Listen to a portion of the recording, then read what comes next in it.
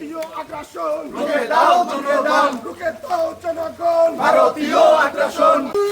একটা গুলি চললে, একটা গুলি চললে, গুলি বাংলাদেশ, একটা গুলি চললে, গুলি বাংলাদেশ, একটা গুলি চললে, গুলি বাংলাদেশ, দশটা গুলি চলবে, গুলি বাংলাদেশ, একটা গুলি চললে, গুলি বাংলাদেশ, একটা গুলি চললে।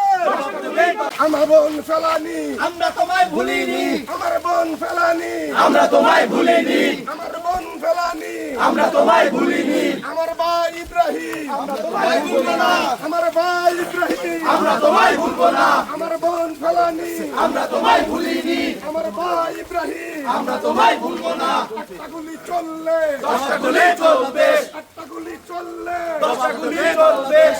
সমৃদ্ধির পথে এগিয়ে যেতে দরকার ইস্পাত দৃঢ় ভিত্তি।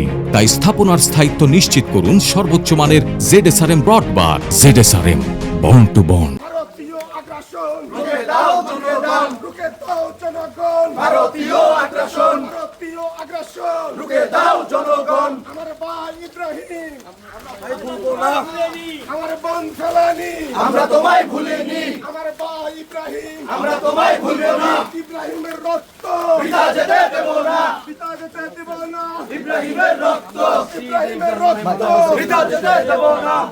আমরা চাই সীমান্তের একটা মানুষের যাতে মারা না যায়। কেন বিএসএফ গুলি করবে বাংলাদেশের মানুষের উপরে? আমরা তো ওইটা চাই। এটা যে কোনো মূল্যে বন্ধ করতে হবে। আমাদের জীবন দেওয়া হইলে এটা বন্ধ গুলি করতে পারে শুনে রাত্রি যদি যেতে তো রাখার মধ্যে গুলি করতে কিন্তু দিনবেলা তো মানুষের অভিযোগ এটা তো মেনে নিয়ে ঘাস কাটতে গেছে বাংলাদেশের সীমান্ত ভাই ছাতা বন্ধ করুন, ভাই ছাতা বন্ধ করুন,